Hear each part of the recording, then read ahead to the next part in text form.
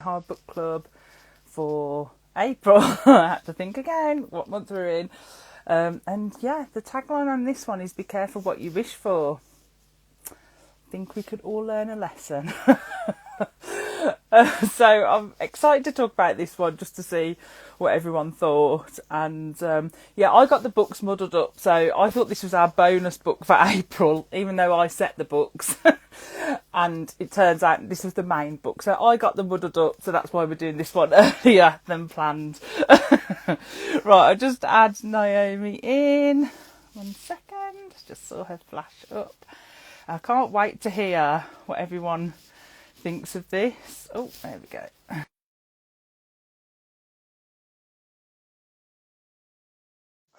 About the book. So oh, I'm excited. Hi, Naomi. Oh, Oh, there we go. Hello. I had my camera on the wrong way. Yeah, how are you doing? Yeah, it's been so long. I think I know. the last time we chatted on a live, I think we did The Snowman by R.L. Stallion. Yeah. Oh, that was a good one. do you know what? I want to say that was like 2021 or 2022 or something. It just only feels like yesterday, though.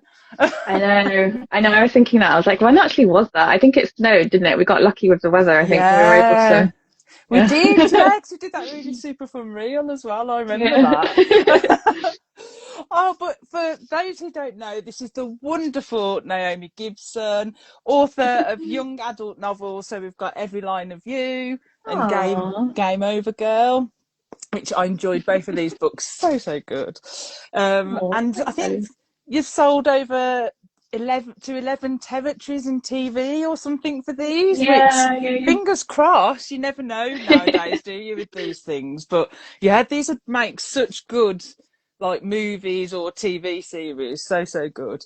And you've got a new book coming out, which is your adult dark academia book, and it's out this month.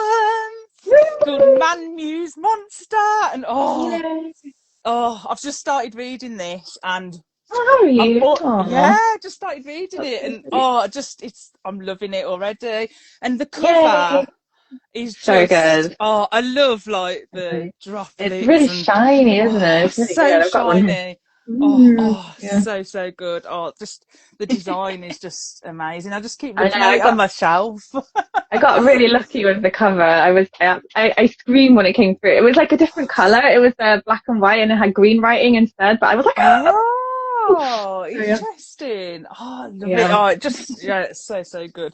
So tell us a little more about this book. It comes out in a couple of weeks. Yeah, it comes out on the 23rd. What's it about? Good question. It's always the worst question to ask, isn't it? You're the first person who's actually asked me. I'm just like, I don't actually have a picture. Let's see. So it's an adult dark academia, but it's kind of a little bit different. It's set in the art world this time, and it's about a struggling artist who basically makes a bargain with a muse to further his career, and then he learns the true cost of being successful, basically. And it's kind of got this like romantic slow burn in the background, so it's pretty good. But but I actually was just thinking about it earlier. I was like, this is actually quite a good book that we're reading at the moment. Well, that's about like making bargains. Yeah, it's funny enough because I was talking to 𝐁𝐿 about this book, and I was like, who would be a good fit for this book? And I gave her the blurb, and she goes, "Oh, Naomi," and I was like, "Oh, I keep meaning to do something with Naomi again." So yeah, so I read on the case, was like, yeah. Let's do it. So what inspired this? What inspired Man Muse Monster? It's always an awful question as well. I know. Let's think. So I did art history as my undergrad degree, and so I used to go around like a lot of art galleries and stuff, and sometimes like some of the paintings in there were really in art galleries are really quite eerie, and I was sometimes you're staring at something and you're like, what if it was staring back? That would be quite cool. So it kind of like that was like years and years ago, so I kind of just had that idea. And then have you ever watched Guillermo del Toro's Cabinet of Curiosities on Netflix? Oh yeah, so There's one good. episode, it is really good. There's one episode where a guy buys a storage unit, and in the storage unit there's this like monster hidden in it, and it goes around Yeah. killing everyone in the storage unit. And I just thought, like, what if it's just interesting what people hide like in storage units and what they tuck away. And I just thought it might be really cool if there was like a guy trapped in a painting and he was hidden away in a storage unit, and he's like kind of supernatural, and if you let him out he might do all these kind of weird and wonderful things. So that was kind of where it came from. So I don't know. That's really cool though, because I think I might have told this story years ago. We will get into the book in a minute, but many years ago when I was little, I think my dad or maybe my nan or granddad brought this painting because they thought it looked like me as a little girl. No And my way. mom was convinced that she'd seen this on some TV show and this painting was haunted. And like, in years to come, I found it. Yeah, I found it like in the back of like, you know, the attic or, you know, wherever when we was moving house. And I looked at it and I thought, this is actually creepy. It's just like this little girl holding this teddy and there was like lightning in the background and stuff. So yeah, so I'm convinced it was haunted. Yeah, definitely. Love a haunted antique, why not? Yeah, definitely. If things start moving about in your house, Shelley, we know why. Yeah, it happens quite often, to be fair. These weird things happen. So we're going to be chatting about Demon. So Demon was released in 2013, and it was kind of like part of the second wave of point horror. And so they finished like the normal point horror about in the UK anyway, about 97, 98. And then they thought, let's take another bash at it. And in the early 2000s, they released like this book series. There's quite a few of them here. There was like Peter Lamangis had done some, and Richie Tankersley Cusick. Who else? Oh, Linda Cargill. Now, if you've read The Surfer, which we did last year or the year before, that's going to be wild. So yeah, they kind of rebranded it and did this book series, and I was like, oh, it'd be interesting just to see what one was like. So I was like, oh, let's do Demon. Why not? So yeah, we might not venture into this again, but we'll see. I just saw Matthew put, I thought Demon was the most poorly written, poorly edited and proofread book I've ever read. So many spelling mistakes. There was a lot. I do pick up stuff like that when I'm reading. There was quite a few words missing, and I'm sure at some point a character got switched around as well, because I was a bit confused at one point. But yeah. But basically what this one is the Dreamcatcher will see all your dreams made flesh, but the dream demon will make you pay in blood. So in a small town called Backwater Ridge, on the tail end of market day, there's an old woman who puts a bundle on the ground, including this dream catcher. So this catches Laurie's eye, and rather than buying an ice cream with her last $3, she buys the dream catcher from the old woman, and the old woman is more than happy to hand this over. So Laurie would give anything to change her appearance, fulfill her dreams, have fame and fortune, and she's wanted this for as long as she can remember. And the dream catcher reveals that it's actually, inside it is a shape-changing demon living within its web that grants all of her wishes, but the demon wants something in return and may also have revenge on its mind too. And then we've also got a character called, I'm going to say it's Miguel, because that's how I was saying it in my head, Miguel Coyote, rolls into town on his motorbike. It turns out, spoiler alert, that he's a seeker on the trail of the demon before it wreaks havoc on the town, but then dead bodies start turning up and weird things start occurring, and he just might be too late. Who knows? So just to start off, a little trigger warning. The book does contain a hell of a lot of fat shaming comments, as well as numerous racism and remarks, and it is quite bad and it's quite intense. And obviously it's characters based in a small town, and it's just constant, to say the least. So whilst we'll discuss the book, and this will probably come up as part of the storyline whilst we're discussing it, in no way do myself and Naomi condone or approve of that behaviour, or we definitely don't agree with it in any way. But in the context of the book, when we're discussing, we might have to bring these things up. Yeah. So also, please know, it's a safe space. I know this book was a mixed bag.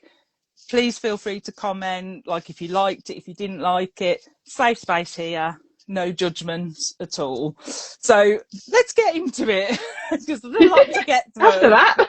I know. Oh dear, it's always something when you have to give a trigger warning at the start of a chat, just to say, I do not condone this behaviour.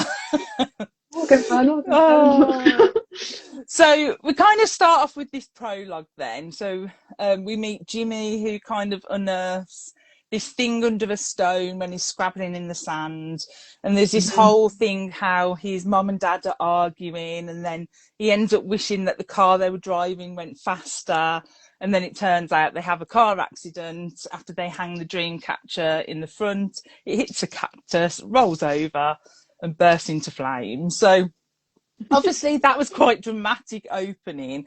So what did you think of that opening? Did it set like the danger of the Dreamcatcher from the offset for you? I actually thought it was like a little bit unclear that the Dreamcatcher definitely did that. So I was kind of like, yeah, okay. Sure. But and as far as prologues go, I thought that was really quite a long one. And I felt like, oh, so Jimmy's the main character, it's about his family, because it had like stuff about Pee-wee and mum and dad, and I was just like, all right, so it's going to be about this family.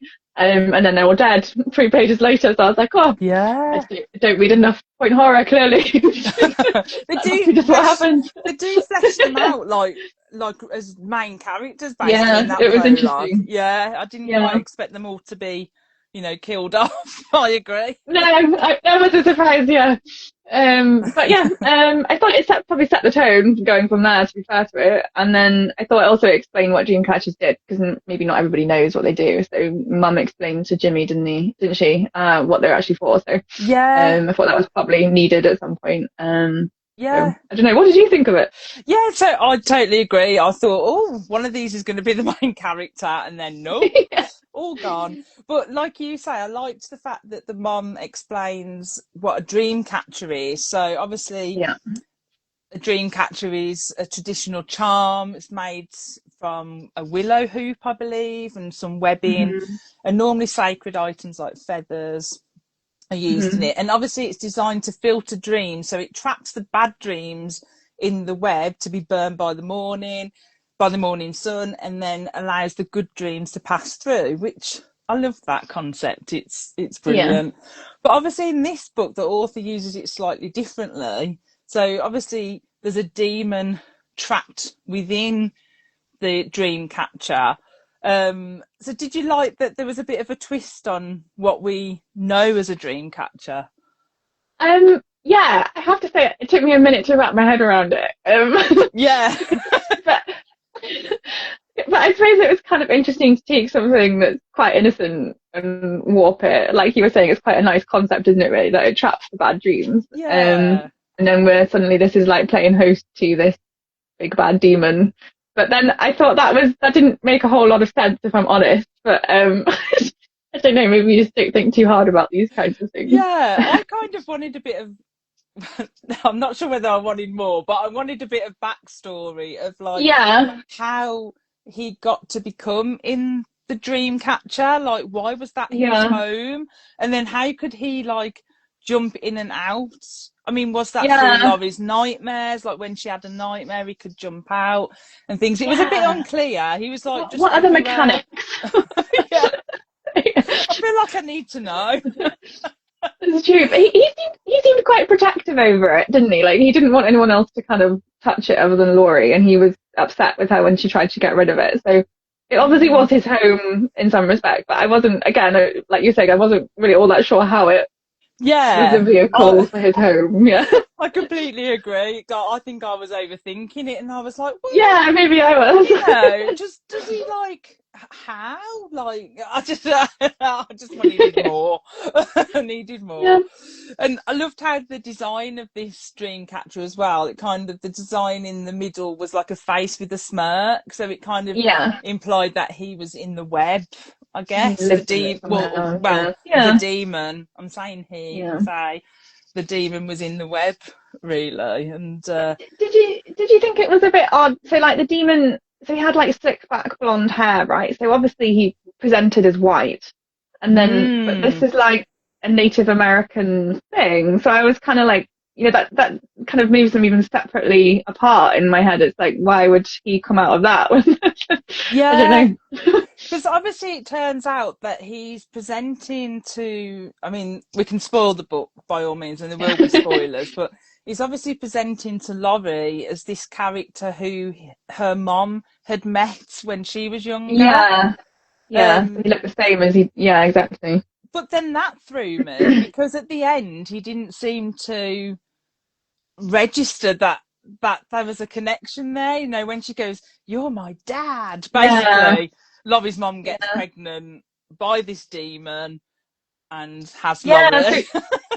So Laurie had twigged it, but he didn't seem. He was like, "Oh right, okay, then." Yeah. About that. Then I begged the question, like, why was the demon presenting as that person when the demon didn't realise that connection? Not a very clever demon. Not clever. Think about these things. You just obviously meet so many people, Shelley, you can't keep track. So. I know, that's it. It's just like, oh. But I did like how we did see the demon in another form at the beginning as the old woman. That's true. When they go down the alleyway. So I did like that we did see a different form, and we do see the demon in its natural form as well, which sounded horrific. It was like, that sounded described as like eyes all over their face and hooves and, you know, typical like stereotypical demon. Really. Let's get biblical about it, eyes and hooves everywhere. Little horns. And I think there was like a really weird scene that I had to read twice because the demon, Laurie's having a nightmare and the demon kind of goes into its natural form, and it's like hovering over Laurie while she's naked and got no clothes on underneath the bed, underneath the sheets. I thought that too, yeah. And I was like, I wasn't sure, I'll be honest, if it was trying to imply something that happened, and then I was just a bit like, oh no, I read it twice, that was enough, let's just skip over that. But it was really a bizarre scene, and I would just but then at the end as well, then he was like, she's like, "You're my dad." It makes it even worse, like oh no, I didn't think of that. It does.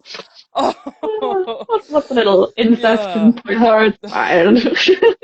But what did you think of the whole thing between, you know, Laurie's mom obviously going off to try and break out of this small town to then, you know, try and break Hollywood? She meets this person who this demon is presenting itself as, and they have a bit of a fling, and then, you know, she goes back to the town after that. Like, do you think that she was making a deal with the devil, Laurie's mom, at the time, or do you think that was just completely just random chance? So, when you were mentioning that in your message, I was like, I'm not sure because like, so everybody who makes a deal with him probably ends up dead, right? So the fact that she isn't dead 16 or so years later, that tells me maybe she didn't. But then obviously it seems like at some point she had a choice where she could have picked Hollywood or this guy, Tony, was it? And she picked him, and she ended up staying in the town. So like, I don't know, she obviously had some sort of choice to make, but then she's still alive, and I would have thought he probably would have bumped her off pretty quickly if it made a deal. So and then I don't know. I completely agree with you there, and because I kept thinking all along, well, surely if she did know that this person from her past was a demon, then surely she'd recognise the signs of what was happening with Laurie, her daughter. Yeah, and that's true. Just be a bit more aware of it. Yeah. So I was a little bit confused over that, I have to admit. As I say, but from her point of view, though, she always talked really favourably about that guy, about the demon guy. She was always like, oh, he was so handsome, he treated me really nicely or whatever, he was going to make it happen for me.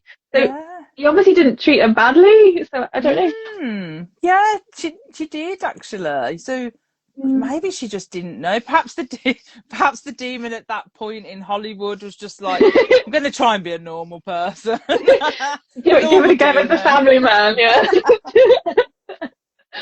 You never know. I'll give it a go, give it a shot. And then, because he does a flit on Laurie's mum, doesn't he? Like the next day. And then he was like, nah, this isn't for me. Off we go. Just leave her pregnant alone. She's fine. In my little Dreamcatcher. Yeah. Oh dear.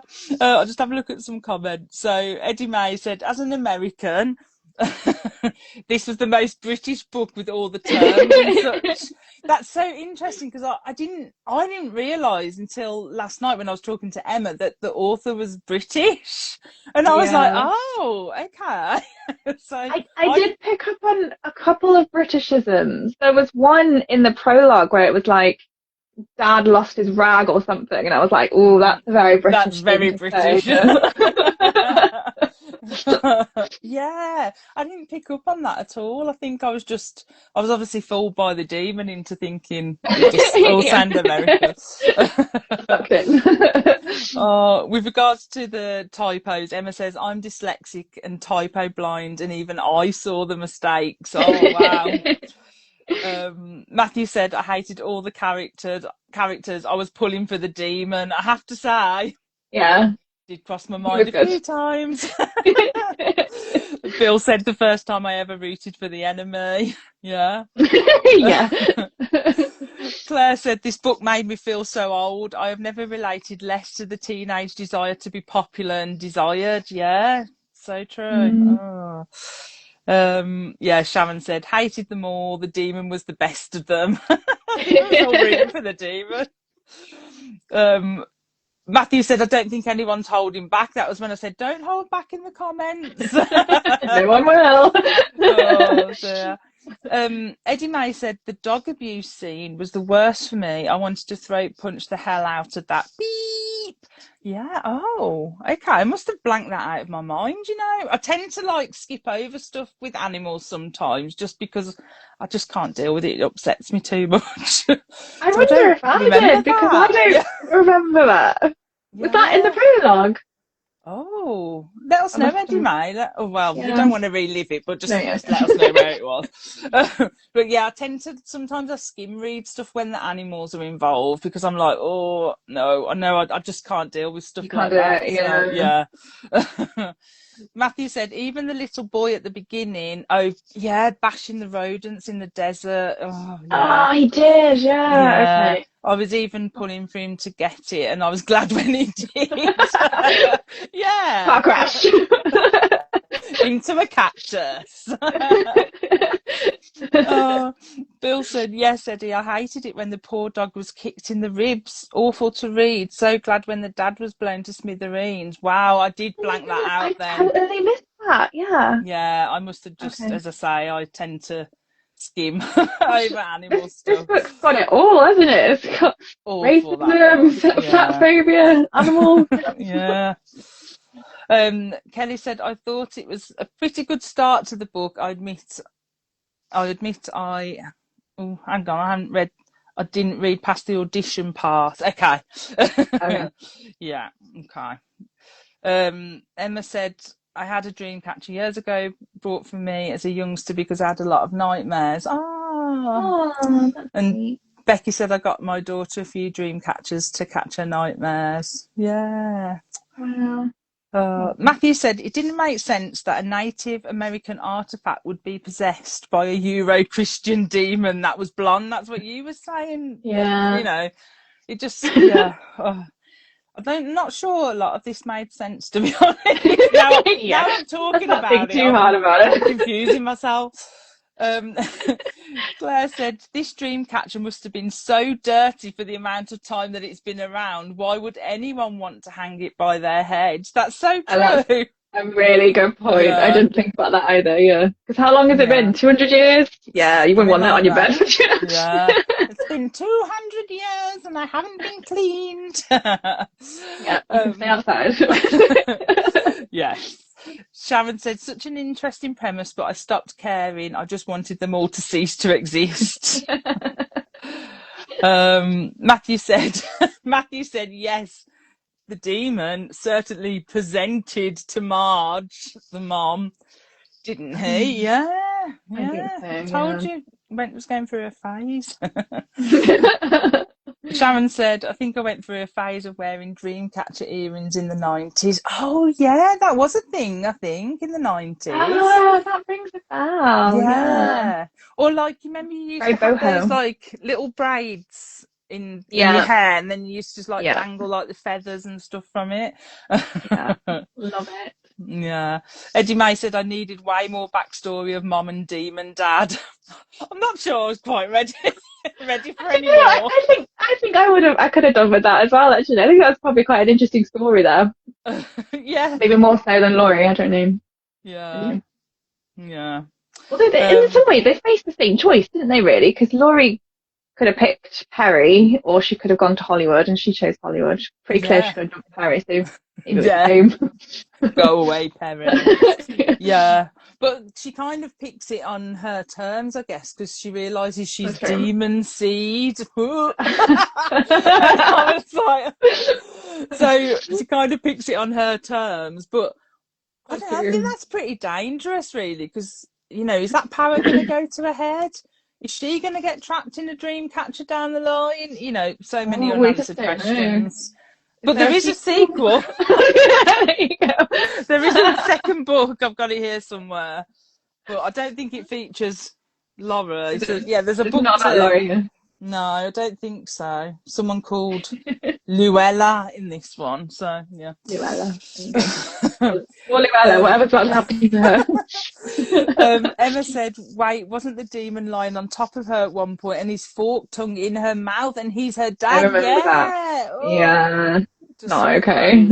No, really not okay.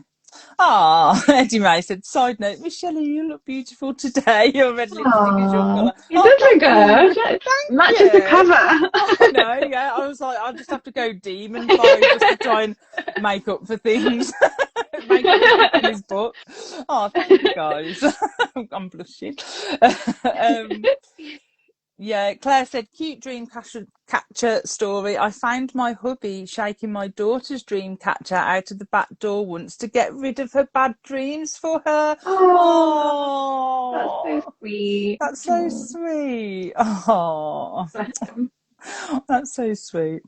Emma said, Hollywood is so full of demons, he couldn't compete. Yes. There you go. Yeah.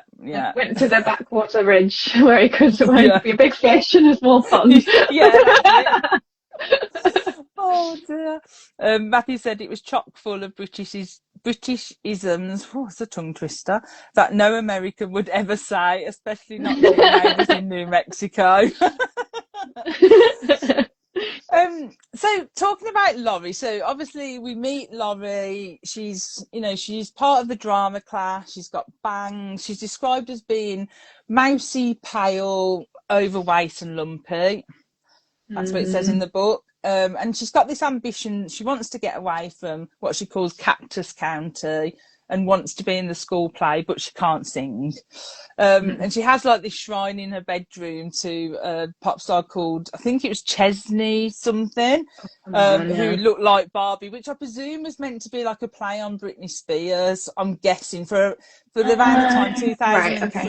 That makes sense. Yeah, I thought maybe it was meant to be something like that. And she just wants to turn into her and be rich and beautiful. So when we first meet Laurie, what did you think? Did you like Laurie as a character? I don't know if I liked her, but I felt sorry for her. And I think sometimes sympathy can go quite a long way, can't it, with a reader? So, I kind of got pretty immediately what she wanted, which is always good, you know, when a character wants something and what they want. So I kind of understood what she wanted. I think I was kind of sympathetic towards her at the beginning. And then I guess as she started to slowly get what she wanted, I kind of lost sympathy for her. I didn't really like her towards the end. Yeah. I don't know, what did you think? Yes, I feel the same. Like I had sympathy for her, and we'll talk a little bit about the fat shaming in a minute. But I just felt more sorry for her that everyone had to comment. That's The whole yeah, town had to yeah, comment on her weight, yeah, essentially, and I was just like, and it was just constant, like on every page, in everyone's thoughts and yeah. everything. Even like her So mum and stuff. Yeah, it's yeah, just yeah, yeah, mom and her dad or her stepdad it turns out to be, but so I did feel sympathy for her, but then hmm she has so many reasons to and options to come out of this pact that she has with this demon multiple yeah, times, but she starts to get addicted to it. I think she's addicted yeah, to what he's offering her, and then yeah. I became less sympathetic because I was like, you can see what's going on, like especially after the hmm first murder when that happens to Wayne, when he gets like chopped in half and his head chopped off in the water.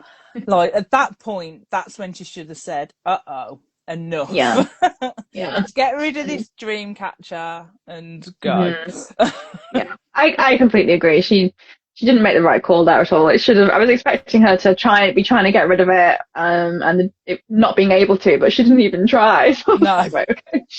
no, she didn't. I mean, a couple of times she moved it around, didn't she, from her bedpost? Like she puts it in the drawer at one Oh point yeah, that'll do and stuff. it. And it's like, but even when Miguel was, constantly trying to warn her, trying to get to her to warn her, Okay. she wasn't having Brush any him of it. off. So in my opinion, she was loving it. Yeah. She Okay, was. I get She was loving it. it. And I get it to a certain extent because her home life wasn't great. I think she Yeah. says at the beginning, doesn't she, something about, oh, I'm sure I'm been adopted or something like that. Oh, does she make a comment? Does Mm, she? Interesting. there's some comment about how she wishes she was adopted or she thinks like she doesn't belong in this family, Okay. which That's was interesting. quite sad as well, really. Yeah. Yeah, bless her. Um, so I feel like she got addicted to it because obviously, she loses the weight.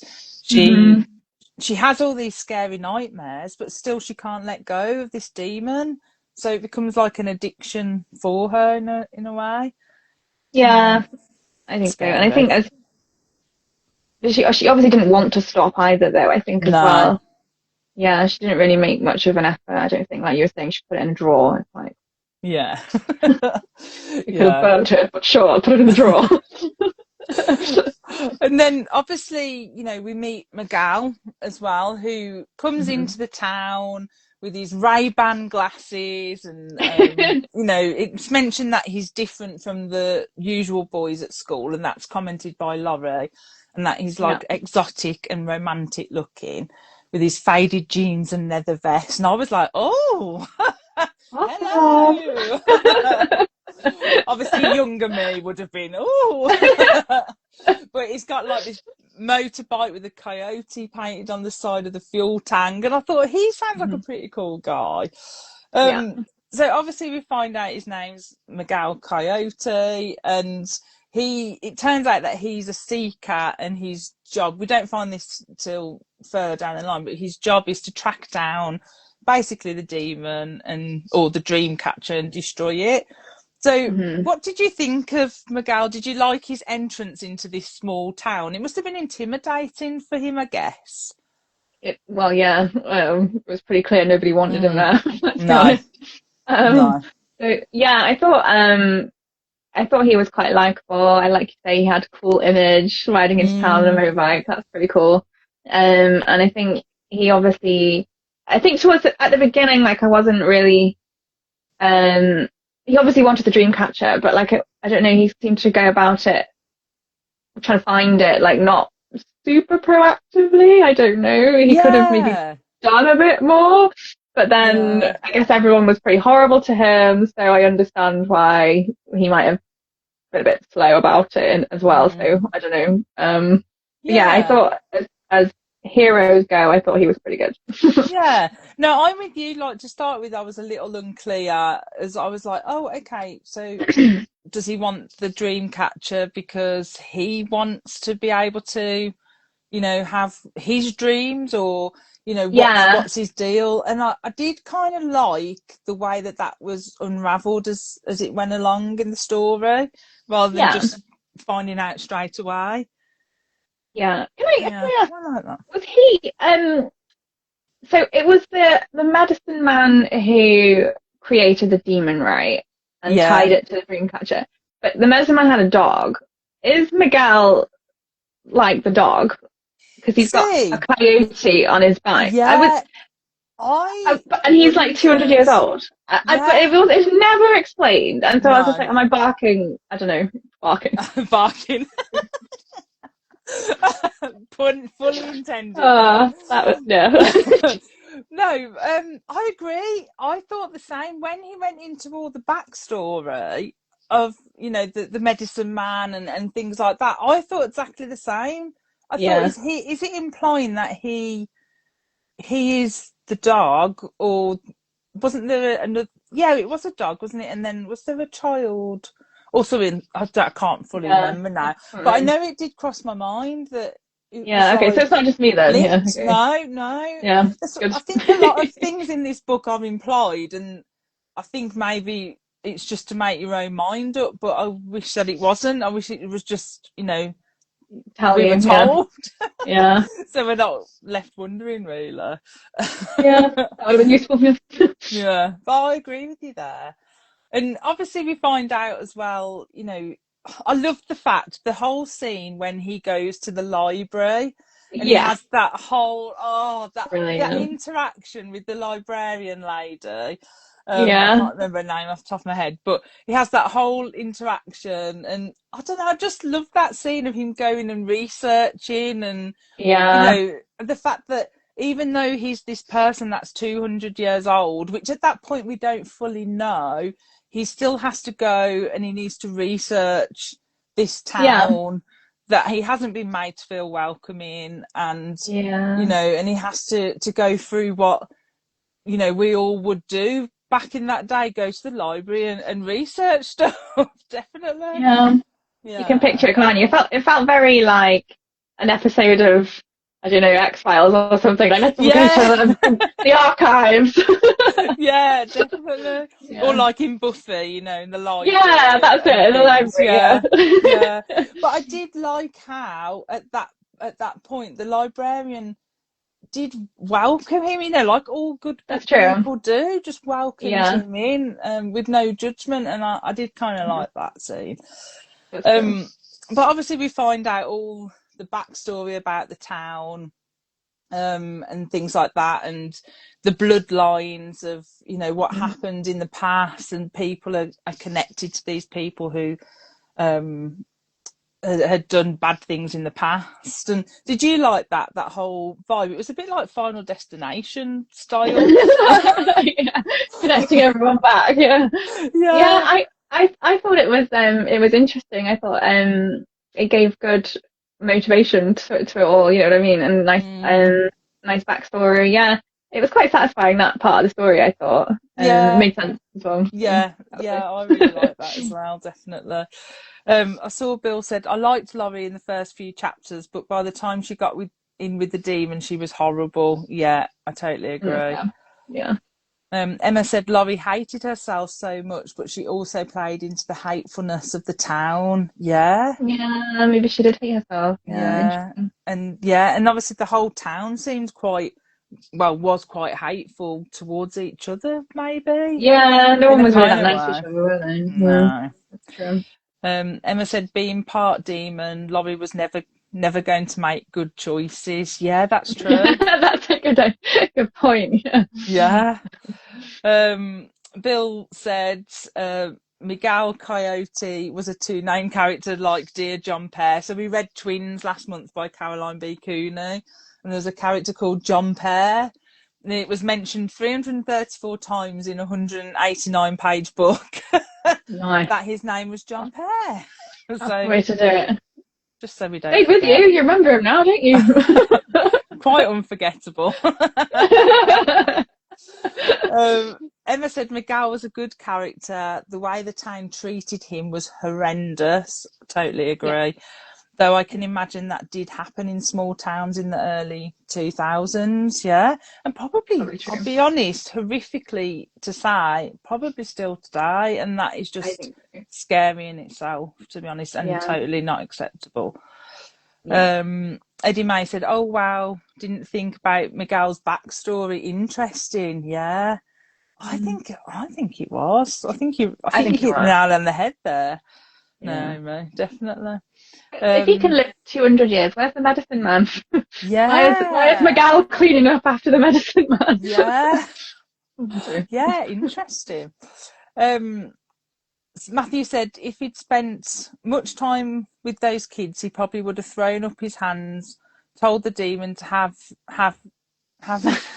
it, left on his bike and decided to hunt the demon later. Oh yeah, I see what you mean. You'd just be like, leave him to it. Just leave him to it. This town is awful. Just, go on a demon massacre. Get rid of them all. I'll come back later for you. Do the world a favour, Emma said the homeless guy was kind. Poor sausage. Yeah, we'll have a little chat about him in a minute. And Becky said, when in doubt, go to the library. Yeah. Claire said, I really like the library scene. It was so wholesome, but ruined by the whole he's a college kid so must be okay comments. Yeah, that's true actually. Sharon said there was a small boy and a dog, so perhaps he was a cryptid. Oh, maybe. There was a small boy there with the medicine man and a dog, but I was convinced in my head the same. Now you've said it, I just think maybe he'd done something with the dog. Oh, not like that, but you know what I mean. Moving on. That's a different book. I don't know, after reading it. Matthew said, the way it was written, I expected the homeless man to go full on Dick Van Dyke in Mary Poppins and start using Cockney rhyming slang in New Mexico. Oh dear. The homeless guy was great. Claire said, I hate that he died. Yeah, we'll definitely get into that. So obviously just to rip it off like a bit of a band-aid, so obviously as I mentioned, right from the beginning there's this constant fat shaming and racial slurs, it was just horrific to keep reading. There's so many times that I gasped while I was reading it. So I was like, I can't believe that I know, I get the gist of what's going on. I don't need it to keep being repeated. But I think one of the reasons why it was repeated so much was that we have all these point of views and we're in the head of so many different characters. Like the narrative flips so much between, the sheriff, Tracy, Laurie, the demon, like it was flitting all over the place. Did you like that multiple point of view type style? It was a lot. It was a lot. I don't mind multiple POVs. I think it can work, but possibly it's had too many. As much as I loved Barney, the homeless guy, I don't really see why we needed his point of view, really. No, definitely not. There are a few you could have cut. I think you're right. And then obviously because of that, we get like, for example, I don't know whether he was the drama teacher or the English teacher, Mr. Quinton. So then we get his thoughts and hearing all about how what he thinks of Laurie's body, and then we get like the sheriff's thoughts of what he thinks about Miguel and being like outwardly racist, and obviously Miguel appearing at the house, even Laurie's dad is openly being racist to him. It was a lot to read, and a few people messaged me saying this was tough. Like I really had to push through reading it, and it did make me feel really uncomfortable to read because it was just constant. I know. So, do you think, I was chatting to Emma about this yesterday because we was having a little chat in the DM, and like how the authors created the characters, and it's such like a bigoted small town. And obviously, we were talking about Laurie, and Emma kind of said, you know, Laurie lives in this awful town with these awful people, and obviously they all have the same opinion of the different races and chubby girls. And then so obviously Laurie herself is in that mindset as well, especially when she first sees the gal.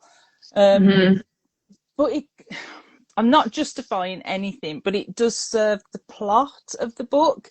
Whether that's right or wrong is a whole conversation, but it does. It's Like not like it was just there for no reason. No, I agree with you, and I think the fact that the body count really piled up, you're quite happy to see some of them die. Yeah. You kind of excuse it because you're like, well, their behaviour was awful, Yeah, so exactly. that's fine. As soon as they started dying, I was like, yes, go demon.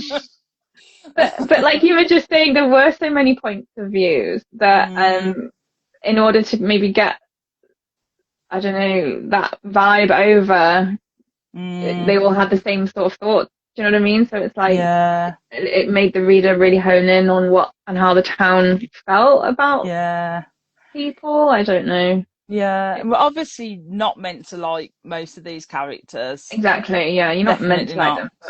But, but it was a lot, and like, you know, as a writer, like when you're writing, it's like a fine line between like being offensive, I think, and, you know, representing people. This is what me and Emma were saying, representing people badly or writing flawed characters. So how do you find, as a writer, like, how do you find that balance sometimes? Is it difficult or? So I've never written a character who had a strong viewpoint like that. Yeah. Just because I don't think I could personally do it. And so if you're going to make someone unlikable, there are like there's much other different ways you can make someone unlikable. You don't have to make them racist just to give you an automatic easy win. Yes. Yeah, 100%. But like other writers, even still today, so like Stephen King's spoken about it. He gets letters all the time from people saying you're racist, you're a misogynist, you're whatever. And he's like, those are the characters that I write. That's not actually what I think. But then, I don't know, are you perpetuating something by continuing to write about it? I don't know. Yeah, it's a good question, really. To think, like, because you've got to, this is kind of what me and Emma were saying, you've got to distinguish between the characters that are being written about and the author that's writing it. But there's just a fine line. It's just such a grey area. And if I was a writer, I could not do it. I just couldn't at all. No. I think it was just too much in this book, even though it was the early 2000s as well. But even then, though, like, no offense to the author, it just felt like a little bit lazy just because it was so repetitive. And it's like, all right, if someone's racist, you don't have to like have it on every page, do you really? I don't know. No, it literally, at one point, I think it was either the fat shaming or the racism. It was like literally on every page, constant. And I remember when we were reading this. No, it was a lot. I remember we were reading The Snowman a few years ago, and you were mentioning that sometimes fat phobia is a thing in boy horror, and I'd never really experienced it until this book. I was like, wow, okay. Yeah, I mean, I always say, I'll be honest, like, I do think R.L. Stine puts it in his books quite a lot, but not to the extent of this. This was it was bad, to the extreme of being offensive, basically. Yeah, really. I mean, it's one thing for Laurie to think that about herself. Like, if she was like, oh, I'm, because teenage girls think, that's not uncommon for a teenage girl to have that point of view about themselves. But for everybody else to agree with her and to think the same, that's I don't know. And in a kind of way, I'm so glad that I didn't read this book when I was younger. I mean, I would have been a bit older in the 2000s than I was in the 90s, but I'm so glad, because, I mean, I've always been a big girl. And, like, if I read this book and thought, I feel these things about myself, but of other people actually thinking this all the time about me, like, like, it would just, that would have just... dangerous. Yeah. I would have not coped with that very well. I don't think. I'll be quite honest. So considering this was the early 2000s and you're tapping into that YA market, and obviously people who used to like point horror before, I guess, or the point horror Unleashed, I think fine line, really fine line, definitely. Yeah, for sure. Yeah. But enough said on that. But yeah, very fine line. I saw Eddie May said it felt like Derry and it masking as this demon. Oh yeah, okay, yeah, that's true. Okay. Emma said, I don't mind the multi-point of view, but the characters were so awful, it was hard to be switched from one nasty mind to the other. Yeah, definitely. Claire said, I hated the vileness between Laurie and Tracy. There is a Mean Girl vibes, and there is a whole other level where I'm sure Tracy commented on wanting Laurie to be slapped around by Perry. Yes, she did. I think she did say that. Yeah. So obviously Tracy, classic Mean Girl trope in this book, and obviously she's got like this red hair, and she's quite a striking character, and wants this lead in the play, which obviously, because Laurie makes the deal with the devil, Laurie gets the lead. And obviously Tracy's furious about this, and that just consumes her to a point of like, she just hates Laurie that much, really. And then obviously as it goes along, we get we find out that as Laurie is losing the weight because of the deal that she's done with the devil, it's going on to Tracy, and there's like that horrific scene when she's shut in her bedroom and just doesn't want to come out, and I felt for her in that moment. Did you? I did feel for her. I think I felt quite sympathetic for it. I thought I was going to stop at some point, like she'll just gain the weight that Laurie lost, and she'll lose her hair or whatever. But then she started. It got worse and worse and worse. I don't know. I did feel quite sorry. It was a lot for her, I think, and going from being like top dog to bottom of the rung or whatever. But then she was pretty horrible, and I don't know. So it just kind of I didn't feel that sorry for her. Yeah. So. I just thought, I did think that scene when her friend comes to the bedroom and she's just having that thing. I mean, don't get me wrong. I was like, ha. A little bit. It kind of reminded a little bit. There's a scene in the book My Best Friend's Exorcism where I think a girl has been drinking, because obviously that's set in the 80s, and she's been drinking like shakes to lose weight, I think, off the top of my head. Right. And then there's this whole tapeworm scene, and that, which is obviously was like a thing in the 80s that used to go around as like a rumour and that. But it kind of reminded me a little bit of that scene, the way that, she was thrown into, and obviously that book came way later than this book, but it was just interesting. It must be like a bit of a trope maybe for the time that, I don't know. Maybe. Yeah, it just reminded me of that. But obviously down the line, Tracy has the most horrific death. The death scenes in this book were brutal. I didn't shrink from it. That was the worst one. I was actually surprised at how involved that was. Like, damn, Tracy. So basically, I mean, I won't go into too much gore, but obviously she's found in this like cruciform shape on the ground by the sheriff, and this is obviously towards the end with like, she's pinned to the ground by these wooden pegs. Her eyes are open, but the sockets are empty. And basically she's been scalped, and the scalp is hanging like a trophy on the nearby tree. And then there's this whole honey sacrifice thing, I guess, which is an old Indian ritual, and then the ants are coming to eat the honey. So I wondered what that was about.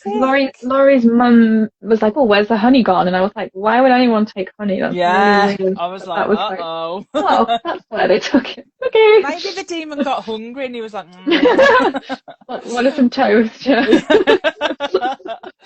Oh dear, plenty of jam. Oh, but no, it was horrifically described, and I was like, oh, I was wincing. surprised. Yeah, Yeah, I I was was really surprised. surprised how graphic the deaths were in this book. Um, Yeah, because obviously before that we've had Wayne, who was kind of a side character who, gets encouraged to jump in the oh pool after yeah, Laurie gets thrown in, and then kind of gets pulled underneath, and then you find out later that he's like been chopped in half and his head's missing, which is obviously found yeah, in the car a bit later. It was just horrific. yeah. And then you get Barney, who's basically, Oh yeah, Barney is so oh. sweet. Oh, I loved him. He was like the nicest character He in the really whole book. was. And I loved, in a kind of way, I don't know whether I'm going to describe this very well, so tell me if I don't, but I loved the fact that he accepted Miguel as a Yeah, friend. He calls him my friend, and I yeah, loved that. But I loved how he was another downbeat person in that town that no one had any respect for, who yeah, nobody really thought he was going to do anything good with his life. And yeah.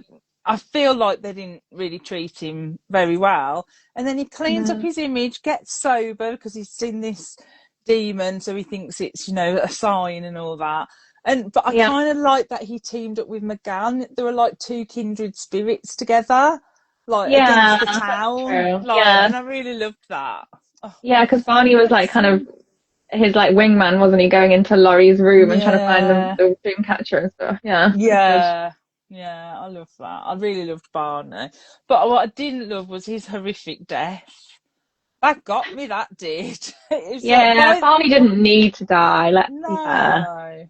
And Yeah, it's described as like his stomach has been split open like spaghetti, and it's like, oh, yeah, it that was was pretty horrifically gruesome. described. Yeah. Yeah. So, I mean, for a YA book, do you think that the deaths were a little bit too much, or do you think it was a good balance? So I think Tracy's was that Mm, was pretty gruesome for YA, I would mm, say. But I've been thinking about this, and then in a lot of YA horror books, you're not allowed to swear, you can't drop any F-bombs, but you can have yeah. really gruesome death scenes. Oh, What's more traumatic? I don't know. So it's yeah. almost like editors are like, they have to farm out any swearing, because we can't lead the kids astray, but you can But have you this can. horrible death scene. Oh, wow. That's fine. Yeah, that's so interesting. Have you ever been told to like scale back any of your like death scenes or anything, Um, or so I personally haven't, no, but I have mm. friends who have, depending on who their publishers are. So I think Oh, yeah. some publishers really try and have like a more of a family image, and so it's Mm. got to be like 12A kind of thing, even if you're writing a YA. And other Yeah. publishers are quite happy to let you go ham and have whatever death you want. But um, it Yeah. depends who you land with. But yeah, this one obviously didn't like swearing because no, I don't think anybody actually swears in this. I don't think there's even I like don't a think they do, no. I don't think not they even like do. a, oh my God or anything. It's Yeah. really really Christian. Yeah. But blood and gore, That's they go fine. for That's it. yeah. Yeah, I just kept thinking, gosh, this is like because we don't get that many gruesome deaths in the usual point horror Right. um, books. Occasionally we come across, one or two. We did read a bonus book recently called Love You to Death, and that was part of the Nightmare series over here, and that had like some good gruesome stuff in it. So I was like, oh, it's so interesting how like even that though that book was from the same time, that Uh-huh. person was allowed to do that, but they weren't allowed to do it necessarily in, Richard Tankersley Cusick, for example, couldn't do it in her books. It's just interesting to Mm, different interesting. editors, maybe. Yeah. Yeah. Interesting. Everyone's got different um, tolerances. let me just go back to the comments. So I saw Matthew said Right, Emma, it was a race to the consciousless bottom, bouncing from one author mind to another. Yeah, with the point of views. Sharon said, I agree, it was an uncomfortable read which spoiled the nicer parts of the book overall for me. Not that there were many. Yeah. Yeah, and Bill just said there are fun mean girls in these books, like Reba from Silent Night, which is a Fear Street, but Tracy was on another level. Bill said to the point that it was making Bill uncomfortable how she treated people and the thoughts she had in her head. I think that's what it was. All these, I didn't need to be in everyone's head all the time. I don't need that much interaction with every character. Claire said it's scary to think that this was mainstream for teenagers. Yeah, at the time. So what did I say? This was 2003, I think. It was. Yeah, 2003. Yeah. Still a lot. I was maybe 13 at that time. Becky said it was a difficult read in regards to the fat shaming and the racism. It felt too much. The author kept hammering it in such a grey area, but it was just too much personally. Yeah, I agree. Yeah, I think so. Eddie May said, yes, Stephen King will write the most horrible characters like that, but he's a good guy. Sadly, this stuff exists in our world still. Yeah, that's just a sad thing, isn't it? It exists in our world still, so to ignore it would be hard, but to focus on it is too much. But I think the good thing is, at least, like, we're all recognising that it's not right. It's awful. That's true. It'll be worrying if, we was thinking, oh, this is just... But it is sad that it still goes on. Like, we haven't moved on, really. It's shocking, isn't it, really? Yeah. Emma said, we can't write fluffy characters all the time. That would be boring, but putting offensive things in for the sake of it is not. Yeah, definitely. That's true. Eddie May said, look at literature, for example, To Kill a Mockingbird. Nope. Eddie May's put, yeah. And Sharon said the 90s were terrible for body shaming too. Teen magazines were awful. Yeah, funny enough, I was talking with my husband earlier about like those early 2000s. Like, so I was like 19, 20 around that time. And there was the whole thing, like, as I say, I've always been big. I've never been skinny, like throughout my whole life. And there was a whole thing, especially in the early 2000s, unless that's just when I noticed it more, of super stick thin celebrities out there. And the scary thing is it's starting to happen again, which is just mind-blowing. I've noticed that as well, and but there was like that whole size zero thing, do you remember that? Yeah, that was it, and that was heroin chic look that used to go around. I forgot about that. Yeah, just awful. And like that's what was going on around these early 2000s, which is just, it was like Kate Moss era, wasn't it, when she was like size zero and crazy.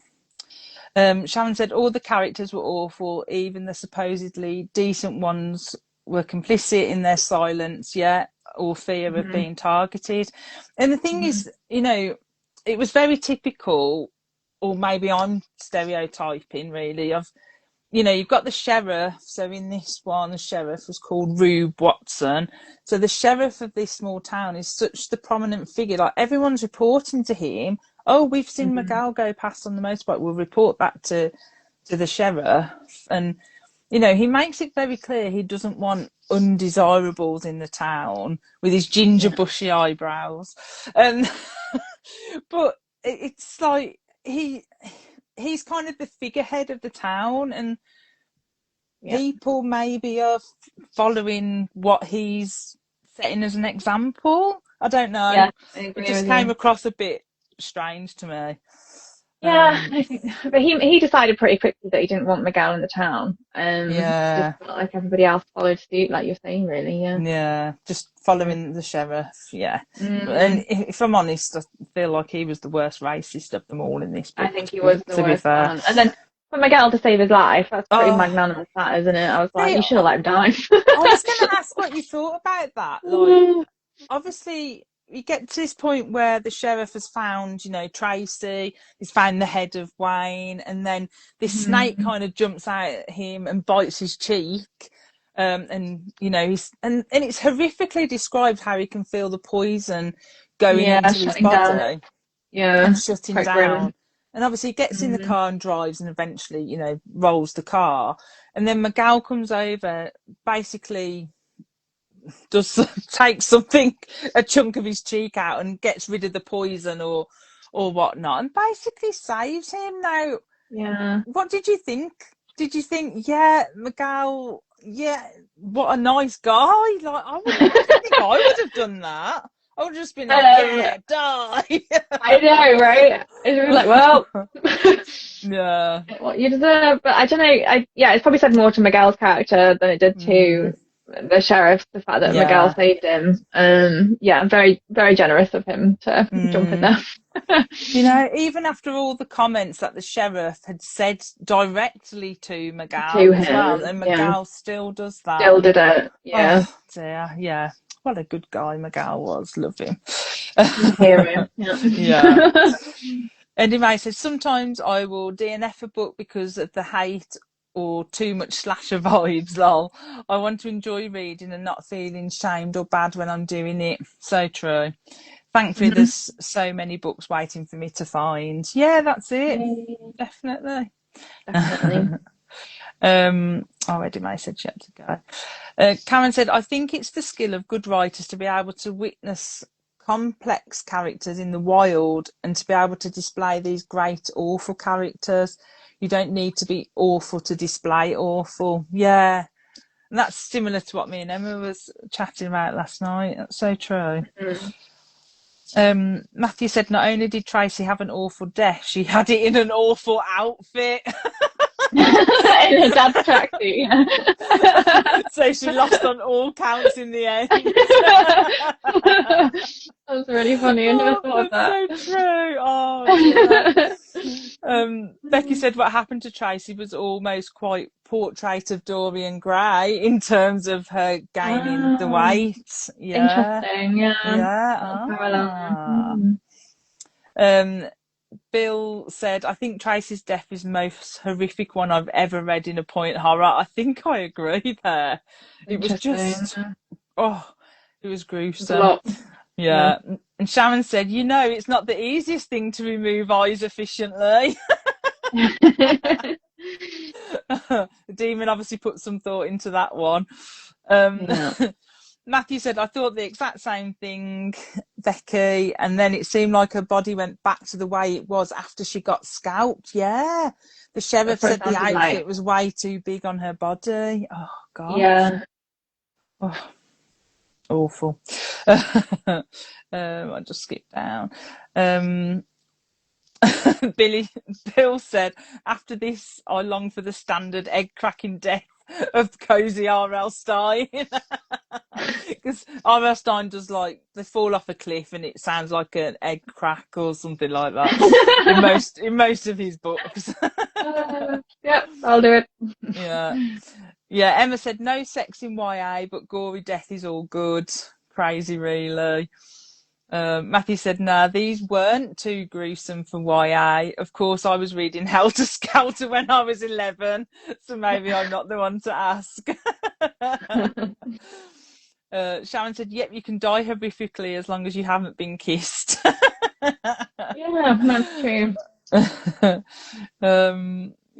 Just scroll down. Milena said, I was a big teen and reading a book like this would have really affected me. I 100% agree. That's what I was saying earlier. Would have really got to me. Sharon said, growing up, all the women in my family were down on themselves about their weight, obsessed with dieting and slim fast, and then younger women just got used to that and focused on it too. Yeah. So sad, isn't it? Yeah. Claire said the sheriff clearly just couldn't be arsed with anything. He had multiple murders occurring and he's thinking about taking an afternoon off at one point. Yeah. Going for a beer at the diner, Yeah, he wasn't very good at sussing out these murders, was he? Definitely not. So just quick, 'cause I know I've gone over time, but there's so much talk about this one considering. But Mm-hmm.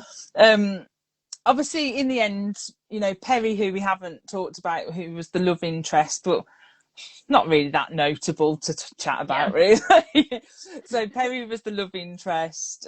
He gets arrested for the murders because obviously the head is I found know, in his yeah. truck That and was quite things. funny, I thought. I quite enjoyed that. I was like, oh, that's quite amusing. Yeah, because Poor obviously, Perry. you know, he was dating Tracy. The demon Mm-hmm. obviously does what he does, and then he's going out with Laurie and whatnot. But I still think he was just a douchebag. I just didn't like I didn't like Yeah, Perry at all. yeah. But Didn't obviously, have yeah, much going on, did he? no, and I agree with you. He gets arrested, and I was a bit like, yes. So obviously we get Laurie standing up to the demon, and it shows its true form to Laurie. The demon says that Laurie is too human, and it just won't work out. Basically, he breaks up with her. And he causes this explosion of like the window and the TV, and basically sets the Yeah, house on fire. I know. And Miguel, who's just finished like sucking the poison out of the sheriff, like bursts in, drags Laurie out, and basically gives her the kiss of life, which I thought was going to be like, oh, he's probably got the poison on his lips, and now he's going to kill Ah, Laurie by accident. But anyway, that didn't happen. that would have been, that's very Romeo and Juliet. That would have been perfect. Yeah, Yeah, like just yeah, like tragic. yeah. Obviously, Marge, the mom, comes home, sees a house on fire. No one thinks of the dad, and suddenly goes, No. "Where's Ted?" Obviously, Ted is dead.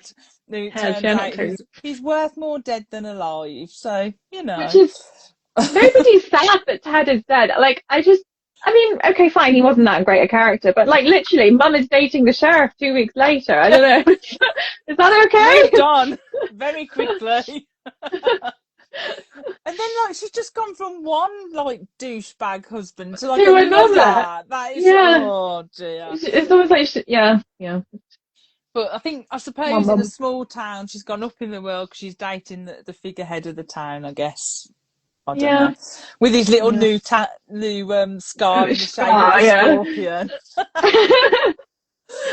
But I kind of love how Miguel like took the time in that moment to like suck the poison out and just made sure the bit he cut on his cheek was like a scorpion.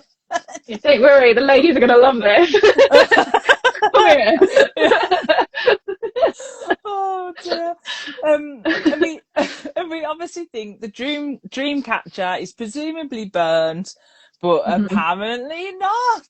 It Dun dun floats in dun. the air and just lands at the library. I was like, Yeah. what? That was the weirdest twist. Like, I was Yeah, like, okay. I was gonna ask, what did you think of that with the Dreamcatcher? Like, just landing perfectly on the library, which is Mrs. Sanders is the librarian. Mrs. Sanders, yeah. Yeah. I was like, that wasn't something I was expecting. I don't know if we really needed it. I mean, No, I was like, okay, fine. no. Is it just to demonstrate the point that he's still around, still doing his thing? Yeah, but don't go for the book, people. Yeah, the poor No. librarian. She was actually nice to Miguel. Like, come on. Yeah, she was. She Whatever. was. Everyone's Definitely. corruptible, Shelley. That's what we've learned. Yeah, that's what we've Even the learned. librarians. Oh, but at that point, I think when she took the dream catcher off the step and she's like, "Oh, I'll take this home with me. This is sweet," and whatnot. Lovely. I think we should have just ended the book there. Like, Yeah, that I would have didn't been a need. better, like a cliffhanger. Yeah, Yeah, I think it would have that would have been been better. perfectly fine just to Yeah. end the book there. But we kind of get this epilogue of like, as we mentioned earlier, Laurie's a star. She's been signed up to a record label. The sheriff's got this scorpion scar and he's dating Laurie's mom. And it's revealed that nobody's charged for the murders and Perry was cleared due to lack of evidence. So they're just going to go on with life like, oh, well, this How strange thing many bodies? happened over a Four week. people died. We're not going to freak out about it. It's just what happens. Oh, dear. And yeah, so I think there's a quote that says, McGowl says small town, small minds, concluded Yeah, it, which is what I think I think McGowl says that's that. fair. Yeah. But obviously, I wonder what you thought about the scene with Mrs. Sanders, who we've just mentioned, the librarian, who wanders into the service station naked, looking blank at one point. And it turns out she's killed her mom. And the mom's Yeah. been dead for about a month in the house, and obviously Is the the mum like demon has done thrown this. up in bed or something, like starved to Yeah, death? I think it was like, yeah, ragging in the mum's mouth, and Yeah, no, that was it. Yeah, and it's like, okay, that's yeah, not just any death, is it? That's quite violent. yeah. But what I did love was that the demon at this point presented itself as Mr. Darcy for her, because she was obsessed Yeah, with Pride and Prejudice. yeah, I noticed that too. And I was like, oh no, not. You know, like there's always that debate on who's the best Mr. Darcy in the adaptations. It's not the demon. Let's be fair. It's not the Yeah. demon. Oh dear. And then obviously we get the demon visiting Laurie in the dressing room, reveal about being the father. So was this a good way to end the book? Did we need this epilogue at the end? I kind of thought, I was kind of surprised. So I thought like, Tracy's dead. Laurie's lost the Dreamcatcher. It'll go back to how it was. She'll regain all that weight. She'll lost her great singing voice. Everything will just go back to how it was. But it didn't. So she's still really now. She's still really gorgeous. She's still lost all the weight or whatever. And now she's got this contract. And I was like, oh right, that wasn't what I was expecting. I thought if the demon's not around anymore, she wouldn't be successful. So I was like, and then the twist that she's demon seed. Demon seed. I was like, okay, I don't know, I guess I can see it. I don't know. But then I thought, like, surely it only happens if he's around to see it happen. Yeah. So, I don't know. Yeah, I wasn't sure. More info on the mechanics. Yeah, I don't know. Yeah. I was just like, oh, so... But then it made it worse for me, because I was like, well, all along, she didn't actually need the demon to do all these awful things. So was she actually doing these awful things herself? And it wasn't actually the demon. Yeah. So, yeah, it did leave me with more questions than answers. But, yeah, I think I was more shocked about poor Mrs. Sanders. I was like, no. It could have been one or the other, couldn't it? It didn't need to be both. I don't know. No. Talking about the sheriff going off with Laurie's mom, Matthew said, if there was cherry pie on the menu, the poor citizens of Backwater, New Mexico were on their own as far as Sheriff Rube was concerned. Nothing kept him from his cherry pie. Yeah. True. Cherry pie is nice though. Emma said Perry was a wet lettuce. Yeah, I think that's why I've hardly mentioned him, to be honest. Yeah. Yeah, Sharon said the dad's death was just like, oh well. Oh dear. Matthew said if Miguel Coyote had killed Laurie, it would have been poetic, a mercy killing. Yeah, I was convinced when he was giving her the kiss of life. I was convinced, because I'd never read this book before, that the poison was still going to be on his lips, and it would just be he didn't think about it in the moment. But no, I think that would have been a better ending, to be honest. I like that. I'd have accepted it as an ending. Yeah, that would have been good. Emma said, Mum has sex with a demon. She has no standards. Yeah. Matthew said the dad didn't suffer enough in the end, if you ask me. Yeah, just didn't. Matthew said, poor Miss Sanders. Bill said, lack of evidence. Finding Wayne's head in the car wasn't enough. Oh dear. No, we let him go. It's fine. It's not enough evidence. Sharon said this book was a lot. I think that just sums it up, really. Yeah. Emma said Demon Darcy. Demon Darcy, yeah. And Matthew said Colin Firth is the best Mr. Darcy. We'll talk later. Becky said epilogue felt quite flat. I didn't think it was needed. Yeah, Emma said not No. needed. Yeah. Matthew said I'd never read it before either, and I'll never read it again. It's so true. So Naomi, thank you for reading this book and going along the journey. Like, I think, and thank you for discussing it with us, because I think, like, I'm still not sure what to make of the book, other than obviously the offensive stuff got to me, but I'm still not sure how I feel, and that after a chat is not a good sign. Normally I'm like, yeah, I know how I feel now. We've still not quite dissected it, yeah. Oh, and like, thanks guys in the comments as well, and thanks for, you know, pushing on through when you didn't like it. I know it was a mixed bag of a book, but maybe we could try one of the other ones and hope not number 2, but hope that one of the other newer point horrors is a little bit better. Maybe we'll try 𝐒𝐚𝐦𝐿 𝐾𝐜 next time.